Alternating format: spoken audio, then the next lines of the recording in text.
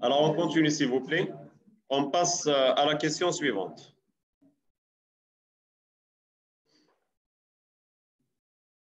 Changer le bureau d'un programmeur. Changer le bureau d'un programmeur. Donc, c'est une fonction à développer à l'intérieur de la classe projet. Donc, on va développer cette fonction à l'intérieur de la classe projet. Changer bureau. Alors, la classe projet.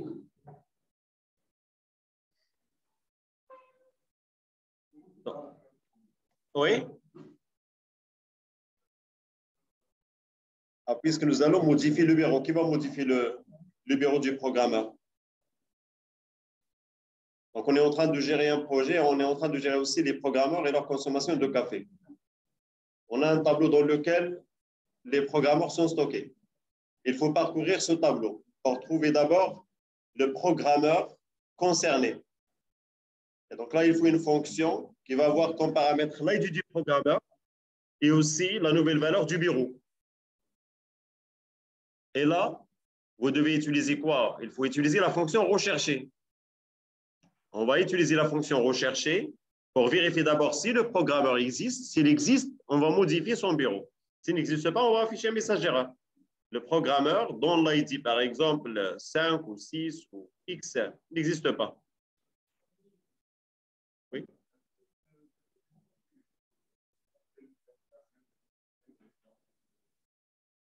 Alors, donc nous, la dernière fois, qu'est-ce qu'on a fait? Nous avons déjà proposé une conception et on est en train de respecter cette conception.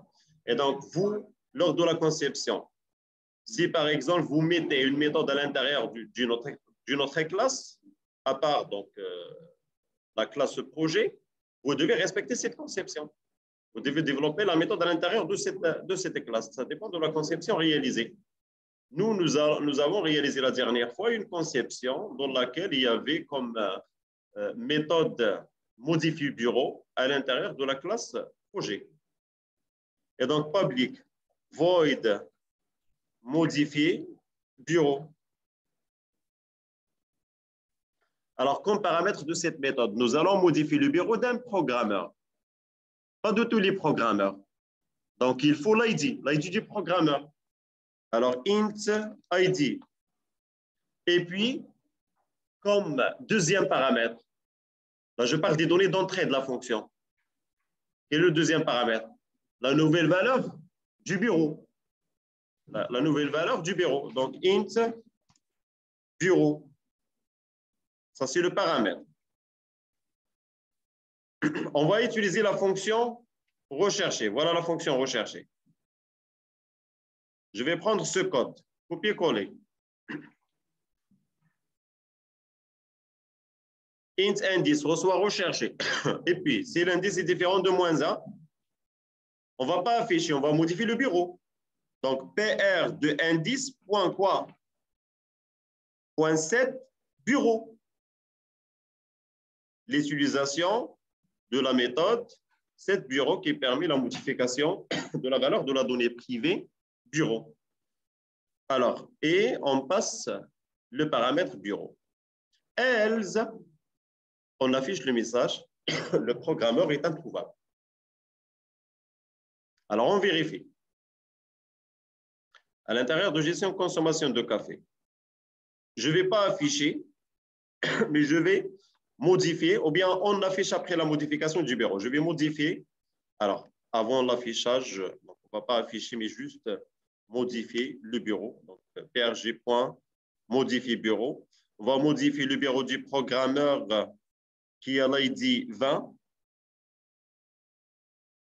et comme nouvelle valeur du bureau, par exemple, 60-20.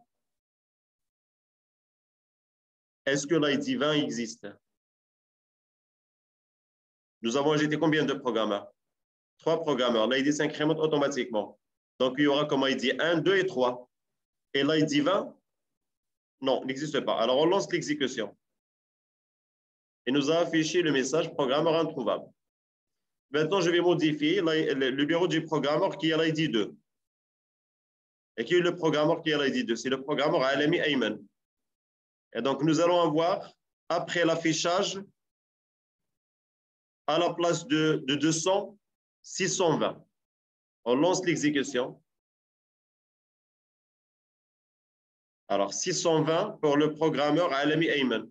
Regardez, c'est Alami Ayman. À la place de 200, 620. Voilà, 620. Car la valeur du bureau est modifiée. Alors, on passe à la fonctionnalité suivante. Donc, afficher la liste, changer le bureau, ajouter une consommation de café à un programmeur donné en une semaine donnée. Donc, rechercher est une tâche aussi indépendante. Alors, ajouter une consommation de café. Donc, rechercher déjà développé. Ajouter une consommation de café à un programmeur donné, c'est-à-dire il faut passer l'ID du programmeur. En une semaine donnée, il faut préciser le numéro de la semaine. Il faut aussi quoi? Il faut le nombre de tasses de café consommées, puisque nous allons ajouter une consommation. Il faut préciser le nombre de tasses de café. Et donc, la méthode ajouter consommation de café. Mais pourquoi vous allez juste incrémenter? Ça doit être automatique normalement. Il faut une machine. Je tape mon code, je demande une tasse de café, et là, le compteur doit s'incrémenter automatiquement. La gestion sera automatiquement en utilisant une application qui sera utilisée par le chef du projet. Et donc, c'est-à-dire la saisie sera manuelle. Donc, il va voir le nombre de tasses de café pour chaque semaine et saisir cette valeur et l'affecter à l'emplacement concerné. Alors, ajouter consommation de café est une méthode de la classe projet. Donc, public, void, ajouter consommation de café. Moi, je ne dis pas que ta conception est fausse. C'est une façon, c'est une conception. Mais on peut bien sûr procéder de cette façon. C'est que nous allons donc affecter ou bien ajouter une consommation à un programmeur donné en précisant un nombre de tasses de café consommées en une semaine donnée. En une semaine donnée. Donc, ajouter consommation de café pour un programmeur. Là, il faut l'ID du programmeur. Et puis, il faut quoi? La semaine concernée. Int semaine. Il faut le nombre de tasses. Int NBR, tasse de café. Int NBR, tasse de café. Oui?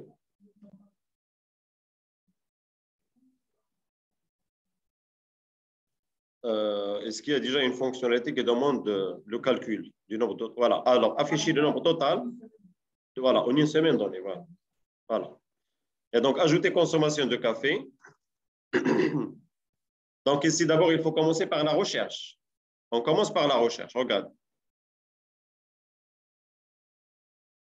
Int indice reçoit recherché. If indice différent de moins 1, c'est-à-dire si le programmeur existe,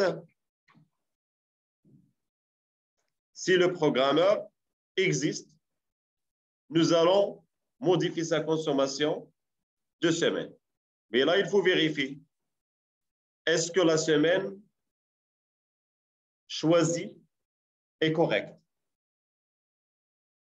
Sinon, vous allez peut-être utiliser un indice qui n'existe pas dans le tableau. Il faut vérifier la semaine. Comment peut-on vérifier? On a déjà la durée du projet. Et donc, la semaine, normalement, doit être inférieure ou égale à la durée. Doit être inférieure ou égale à la durée du projet. Donc, if semaine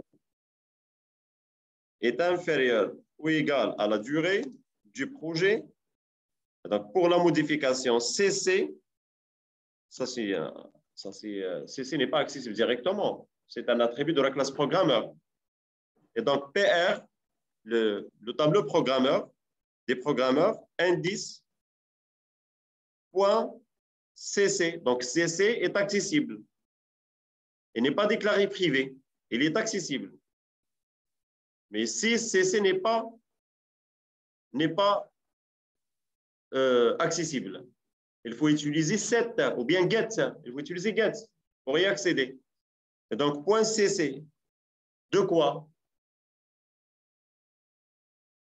De semaine.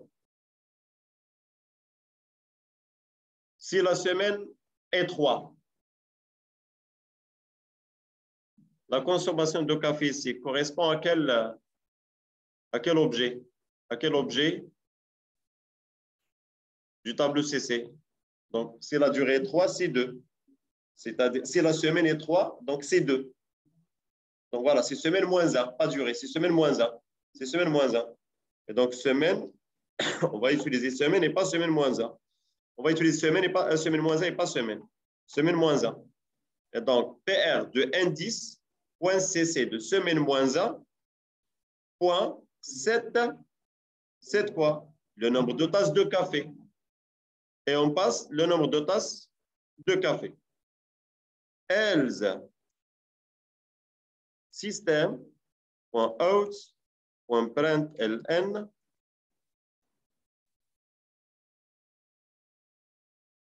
Alors là, une erreur liée à la semaine. Cette semaine n'existe pas. Bien la semaine.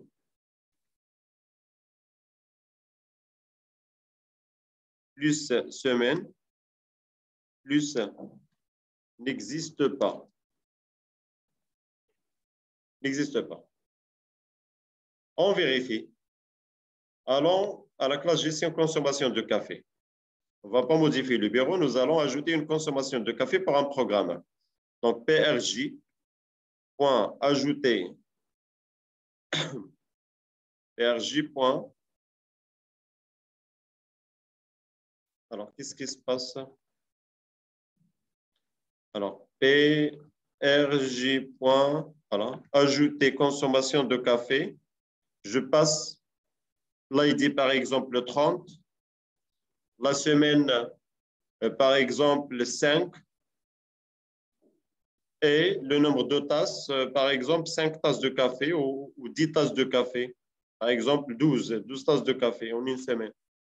Et puis, on va vérifier. Alors, je ne vais pas afficher, je vais juste tenter l'ajout d'une consommation de café. Quel sera le résultat d'exécution? Il va nous dire quoi? Programmeur introuvable.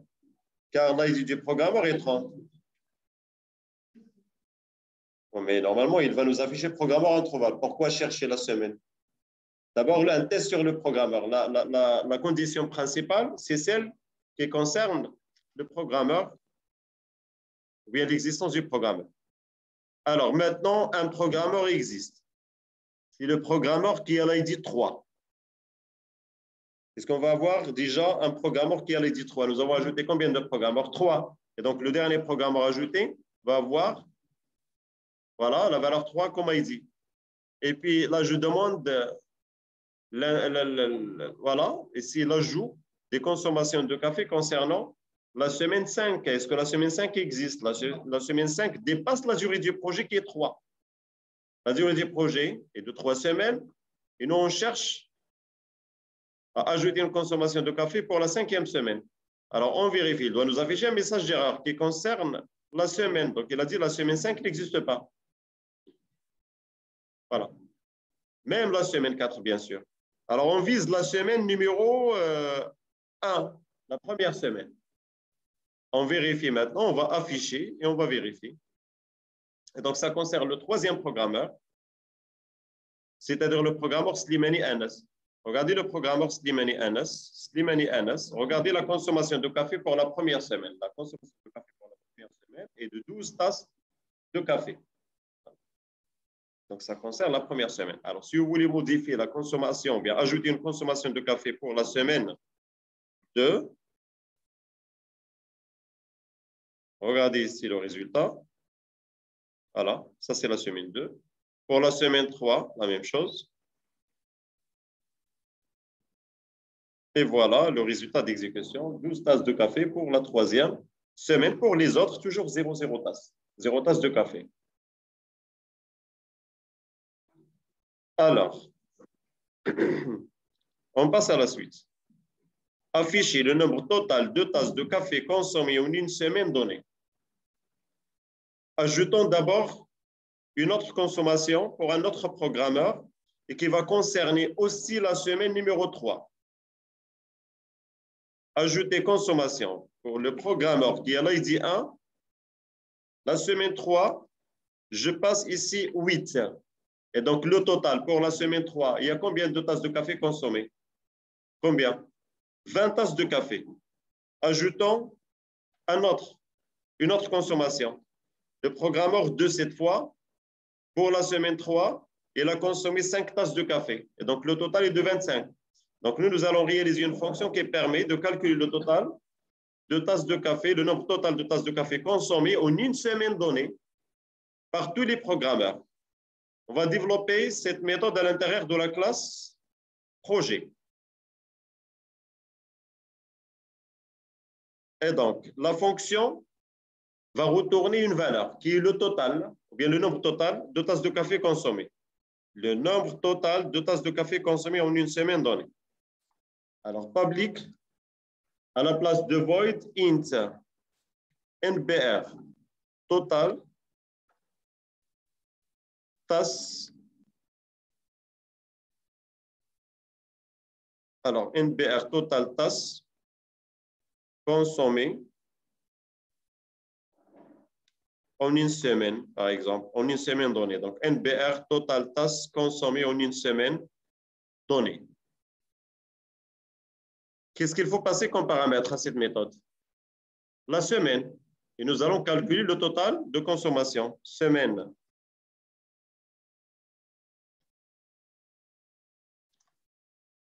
Et donc, pourquoi il y a une erreur ici? La fonction doit retourner une valeur. Donc, on va utiliser une variable totale. Totale, initialisée à 0. Et puis, nous allons utiliser la boucle for. Donc, int i reçoit 0, point, virgule, i inférieur à combien? I inférieur à combien? I inférieur au nombre de programmeurs. Point, virgule, i plus plus. Et puis, total plus reçoit quoi? PR de i point cc de semaine moins 1. Mais là, il faut d'abord vérifier si la semaine existe. De semaine moins 1 point get nombre de tasses de café. Mais avant, il faut vérifier if semaine inférieure à la durée,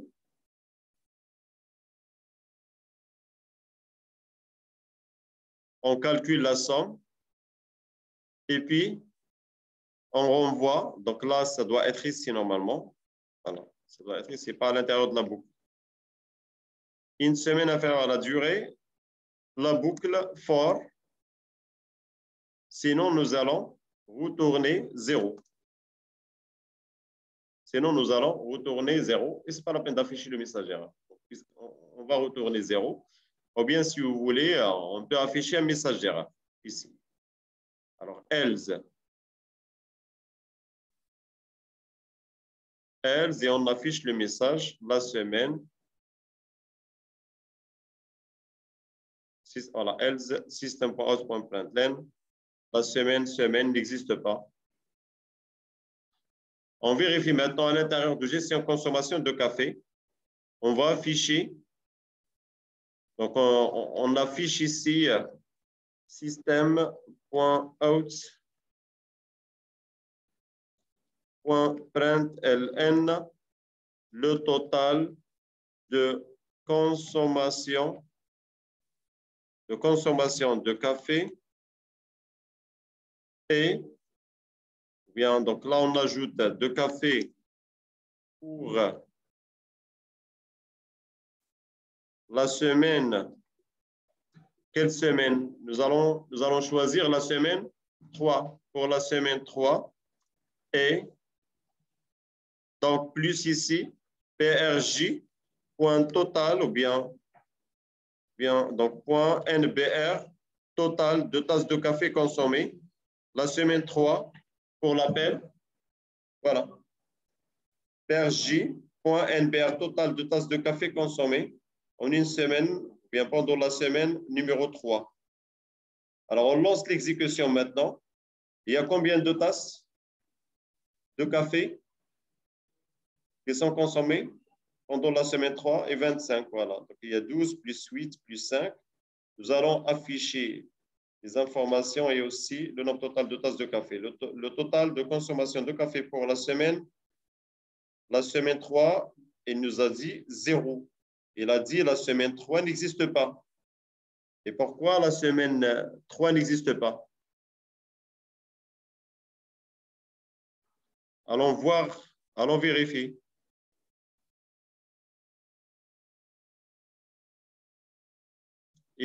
Ici, c'est inférieur ou égal, s'il vous plaît. C'est inférieur ou égal et pas inférieur strictement. On lance maintenant l'exécution. Donc, le total de consommation est de 25, vous voyez? Et de 25 tasses. 25 tasses. Voilà.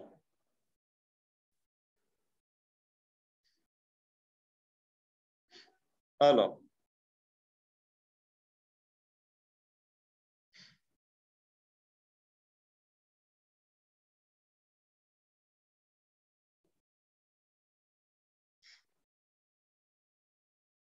afficher le total de tasses de café consommées en une semaine donnée et puis supprimer un programmeur. Maintenant, pour la suppression d'un programmeur.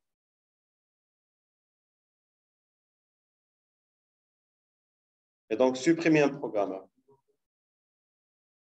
Donc, il faut utiliser l'ID du programmeur. Et on a déjà la fonction recherchée. Et donc, comment? Tu as utilisé une fonction prédéfinie? Ah oui, donc tu peux passer au tableau.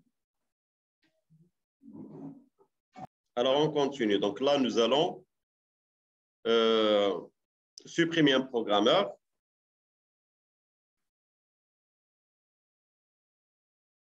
Nous allons développer maintenant la fonction public void supprimer le programmeur. Cette méthode doit avoir un paramètre, c'est l'ID du programmeur à supprimer, int ID. Je vous ai demandé de commencer d'abord par la recherche. La fonction recherchée est déjà développée. Donc, int indice reçoit recherché. On passe l'ID. Et puis, if indice est différent de -1, le programmeur existe et on va le supprimer. Nous allons utiliser une boucle for int i reçoit quoi? Nous allons commencer le décalage à partir de l'indice. For int i reçoit l'indice. Puisque nous allons commencer le décalage à partir de l'indice. Vous voyez? Regardez le tableau. Et donc, à partir de l'élément à supprimer, de l'indice de l'élément à supprimer. Et donc, for int i reçoit indice. Et i inférieur à quoi? Inférieur à NBR d'élément -1 et pas inférieur strictement à NBR, car à un certain moment, nous allons affecter l'élément, le dernier élément, à l'avant-dernier élément. On va affecter le contenu du dernier élément à l'avant-dernier élément. Si on initialise l'indice à 0, et là, vous allez faire quoi? Vous allez supprimer le premier élément.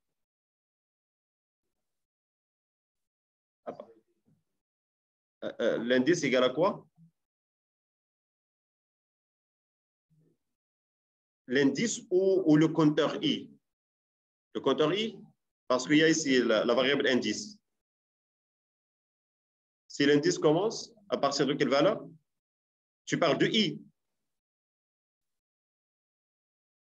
Alors, regarde d'abord la suite. Regarde la suite d'abord.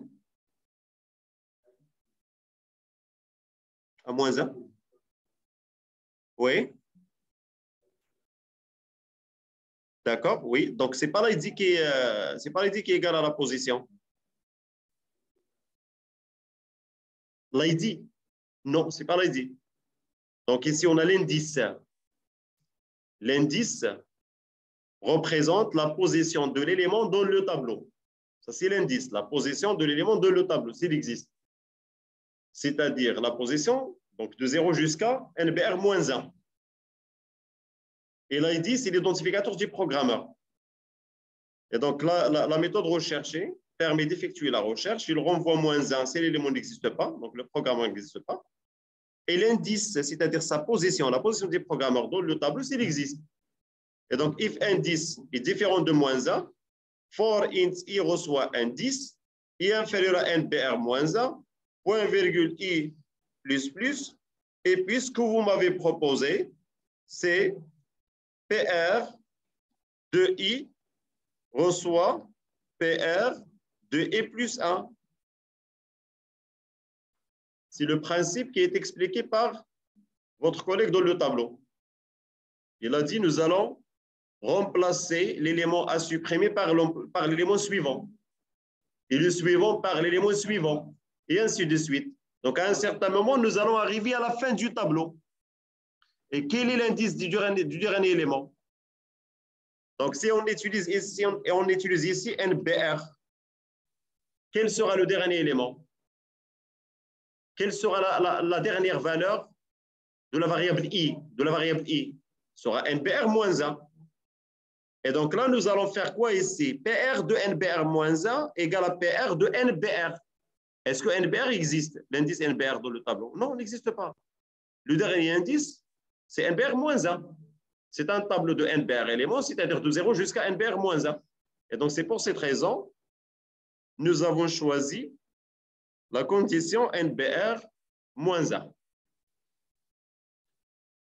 Alors, else system.out.println programmeur introuvable.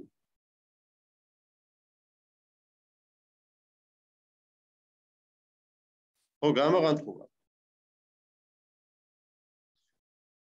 Vous m'avez proposé aussi de faire quoi? De décrémenter le nombre de programmeurs. Lors de l'ajout, on incrémente. Lors de la suppression, on décrémente. Et donc, la décrémentation doit être où? L'emplacement de la décrémentation, ça doit être à l'intérieur de la structure conditionnelle if. Si le programmeur est supprimé, on décrémente. Et donc, il faut des accolades obligatoirement, car il y aura combien d'instructions à l'intérieur du if? Il y aura 2 instructions. La première, c'est for, ça c'est la première instruction. Le for se termine ici. Et puis NBR, moins. Et puis NBR, moins.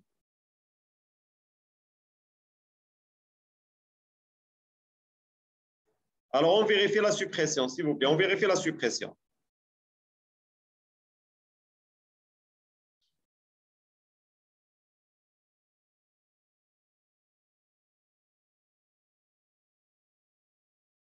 On vérifie la suppression. Donc, gestion, consommation, café. Alors, avant d'afficher, avant l'affichage, nous allons supprimer. Donc, PRJ, point, supprimer. Nous allons supprimer le programmeur qui a l'ID 2. C'est-à-dire, nous allons supprimer LMI. Et donc, lors de l'affichage, nous allons afficher que 2 programmes. Que 2 programmes. On lance l'exécution. Il m'a affiché que le programmeur qui a l'ID 1 et le programmeur qui a l'ID 3. Et donc, le programmeur qui a l'ID 2 est supprimé. Et donc, le nombre de programmeurs qui existent est 2. Regardez. Le projet, et puis la liste des programmeurs. Il n'y a que 2 programmeurs. Avant la suppression, si on ne supprime pas, on va avoir 3 programmeurs.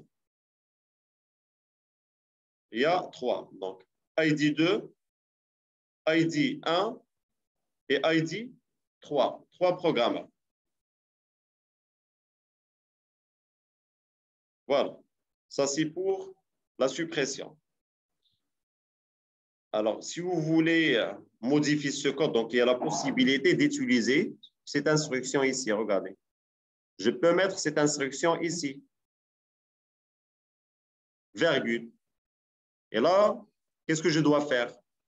Je dois mettre fin à cette boucle ici, point virgule ici.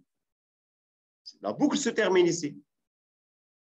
Et donc, regardez, tant que I est inférieur à NBR moins 1, PR de I reçoit PR de I plus 1 et plus. On revient, est-ce que I est inférieur à NBR moins 1? Oui, PR de I reçoit PR de I plus 1 et ainsi de suite.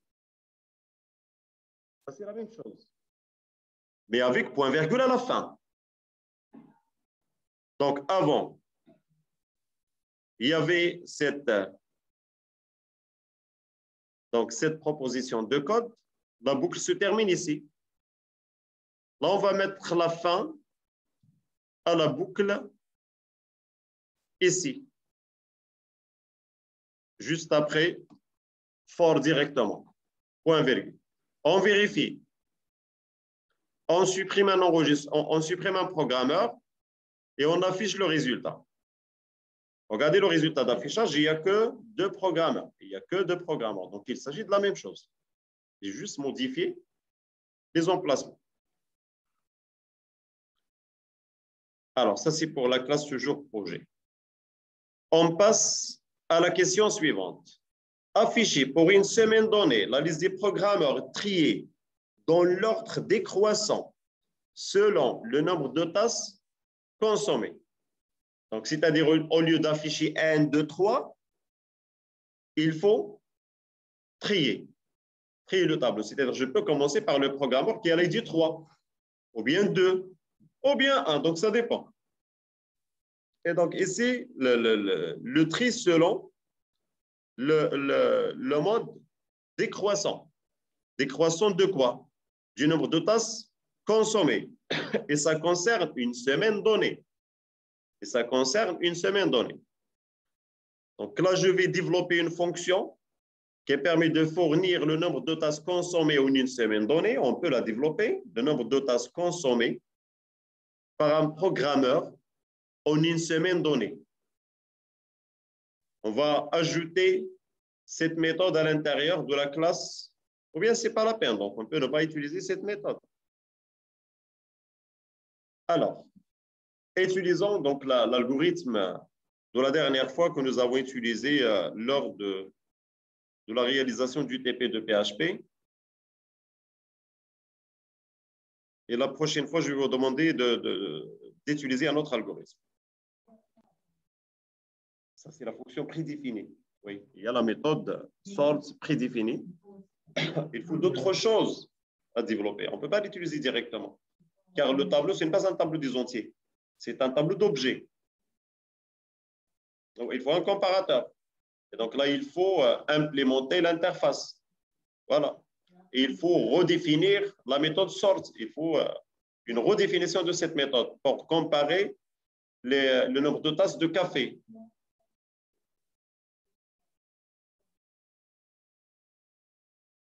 Ça, c'est pour inverser. Ça, c'est pour inverser les éléments du tableau. Nous, on ne va pas inverser. Donc, alors ça, c'est les éléments aussi. Les éléments sont déjà triés. On peut inverser les éléments du tableau. Donc, on fait sort et puis reverse, par exemple. C'est-à-dire trier, inverser. Mais là, il faut implémenter une interface. Sinon, on n'a pas encore vu les interfaces. On n'a pas même vu l'héritage. Donc, on va laisser cette proposition pour après.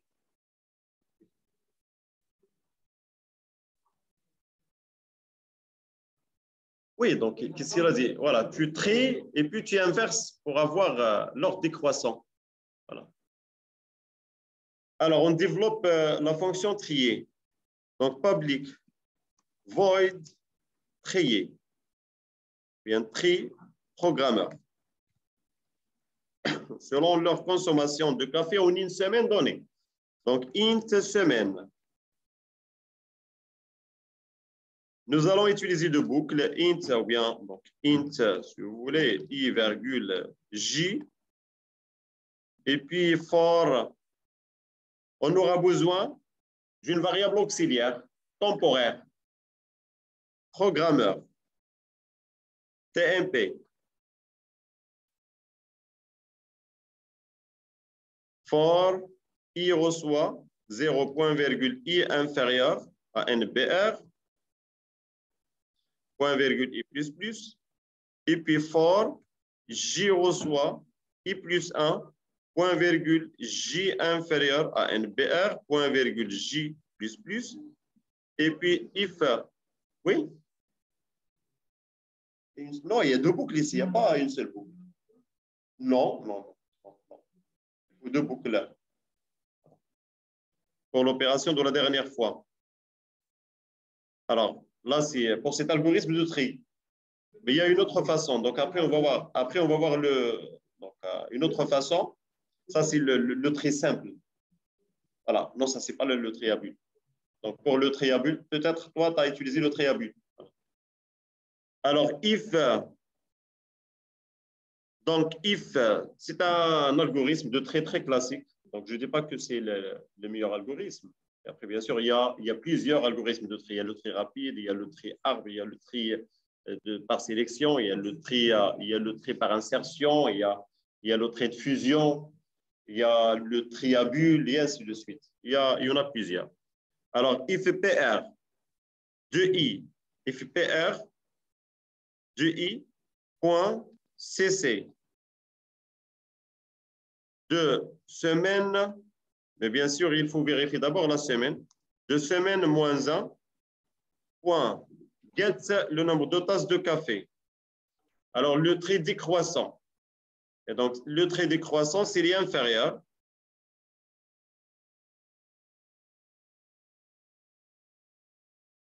à PR de J, point C, c'est de semaine moins 1, point get le nombre de tasses de café. On fait la permutation. Donc, PR ou bien TMP reçoit PR de I, PR de I reçoit PR de J et PR de J reçoit TMP. Ça, c'est pour le tri. Alors, nous allons vérifier.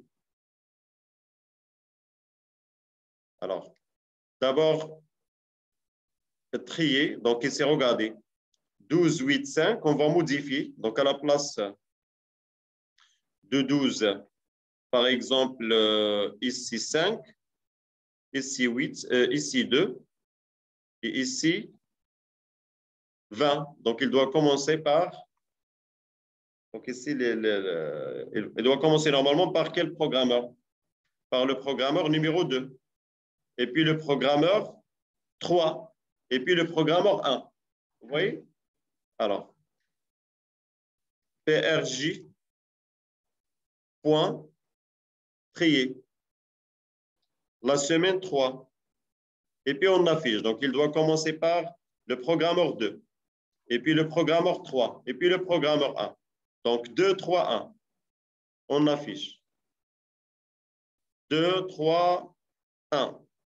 Regarde. 2, 3, 1. Regardez la consommation de café. Donc, 20, 5, 2. Donc, le tableau est bien trié. Alors, je vous ai dit aussi, donc, de modifier, si vous voulez, la classe consommation de café. On peut modifier la classe consommation de café en effaçant la semaine. Vous pouvez effacer la semaine. Et là, vous pouvez utiliser seulement l'indice. Seulement l'indice. Alors, je vais effacer la semaine. Regarde. Je vais effacer la semaine. Et nous allons effectuer des modifications. Quelle semaine? Regardez les modifications à effectuer. Cette semaine, on va garder seulement get NBR task et set NBR task. Il y a des problèmes au niveau de la classe programmeur. Il dit que get semaine n'existe pas. Et donc, qu'est-ce que nous allons faire ici? On est en train d'afficher la semaine. Et donc, pour l'affichage de la semaine va correspondre à quoi? La semaine, c'est l'indice I. C'est l'indice I. Et donc, au lieu de cc2i.getSemaine, nous allons afficher I plus 1. I plus 1. I plus 1, c'est la semaine. Donc, semaine 1, semaine 2, semaine 3, et ainsi de suite. Et puis, est-ce qu'il y a d'autres erreurs? Voilà. Donc, ici, CC2I point 7 semaines de I plus 1. Donc, ça ne sert à rien. Donc, on va effacer cette initialisation, car j'ai éliminé déjà la semaine de la classe. Et nous allons considérer toujours les indices. Le premier indice du tableau concerne ou bien va correspondre à la semaine 1. Le deuxième à la semaine 2, et ainsi de suite. Après, donc ici à l'intérieur du projet, alors si on lance l'exécution maintenant directement, voilà, il n'y a aucun problème. Vous voyez, le tableau est trié et nous avons affiché les différentes informations. En ce qui concerne la classe projet, il n'y aura pas de problème. Regardez, il n'y aura jamais des messages d'erreur car nous avons considéré l'indice au lieu de get semaine. Et finalement, ici, il manque quoi? Il manque un test if semaine est inférieur ou égal à la durée.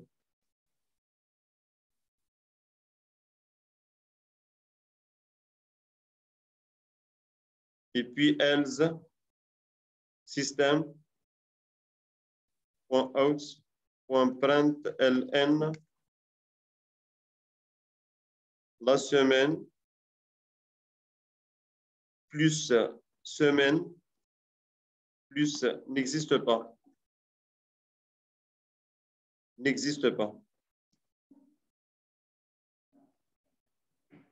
Oui, n'existe pas. On revient à la classe principale. On va trier par rapport à la semaine 5 qui n'existe pas. On lance l'exécution. La semaine 5 n'existe pas. Donc, je ne dis pas que ce programme est efficace. Donc, bien sûr, il y a des problèmes au niveau de ce programme. Et surtout, il y a question de la donnée statique. On est en train de l'utiliser. Donc là, il faut savoir comment gérer ce problème, sinon vous allez avoir des problèmes. Donc ça, c'était juste par rapport à la conception que nous avons proposée la dernière fois, parce que nous avons déjà élaboré une conception et nous avons déjà parlé des limites de ce programme et des inconvénients. Et donc, l'essentiel, c'est de faire des pratiques par rapport à la création des objets et à la gestion des tableaux. Et aussi, c'est par rapport à l'utilisation de plusieurs classes, donc tableau d'objets et ainsi de suite. Voilà, donc maintenant, on va passer à un autre exercice. C'est l'exercice qui vous demande, vous l'avez réalisé chez vous à la maison, non? Et donc, on va le réaliser maintenant. Donc, on va travailler d'abord sur la conception et vous allez le réaliser chez vous à la maison. Mais d'abord, on va faire la conception. On va travailler sur la conception. Alors, dans cet exercice, je vais le modifier. Maintenant, je vais le modifier. Je vais vous demander, puisque peut-être que nous allons afficher la liste tri, non? Il n'y a pas question de tri ici. Alors, je vais ajouter une autre fonction qui va vous demander de trier un tableau de fichiers selon la taille, ou bien selon le nom, parce que le tri, normalement, existe. Si on parle des dossiers, il y a l'opération de tri, il y a des critères de tri par rapport à la taille, par rapport à la date, par rapport au nom du fichier, ainsi de suite. Et là, je vais vous proposer d'utiliser l'algorithme de tri à bulle. Donc, vous allez utiliser l'algorithme de tri à bulle. Je vais vous donner l'algorithme et vous devez l'utiliser tout simplement. Alors, pour gérer les fichiers d'un dossier, je vais vous donner le principe de toute façon. Je vais vous donner le principe. Donc, je vais modifier l'exercice et je vais vous donner le principe. Pour gérer les fichiers d'un dossier, on vous propose de développer deux classes en Java. Une classe fichier qui est caractérisée par un nom, c'est le nom du fichier. Une extension, une taille de type float, la taille en kilooctets. Et puis, vous êtes appelé à développer une classe répertoire qui encapsule les membres suivants. Comme attribut, le nom du répertoire, le nombre de fichiers et un tableau de 30 références vers des objets de type fichier. Ça va représenter la taille max. C'est-à-dire le dossier ne peut pas supporter plus de 30 fichiers. C'est la taille max. Et donc, si vous voulez avoir un tableau dynamique, il faut utiliser 10 listes au lieu des tableaux qui nécessitent la déclaration, qui nécessitent la taille lors de leur création. Alors, les méthodes à développer, afficher, qui affiche le nom du répertoire et la liste des fichiers qu'il contient. Rechercher un fichier en utilisant son nom. Cette méthode renvoie l'indice du fichier s'il existe, au moins un sinon.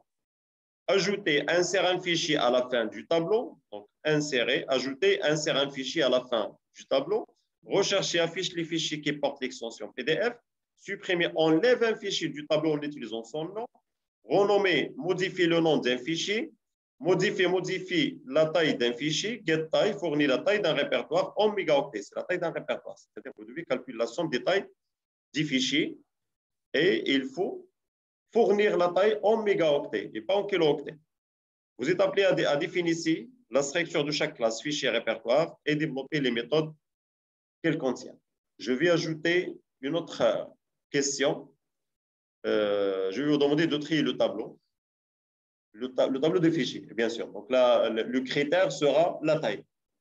Et vous allez utiliser l'algorithme de tri à but. Et voilà, donc on va passer à… Donc je vais le modifier d'abord et puis je vais vous l'envoyer.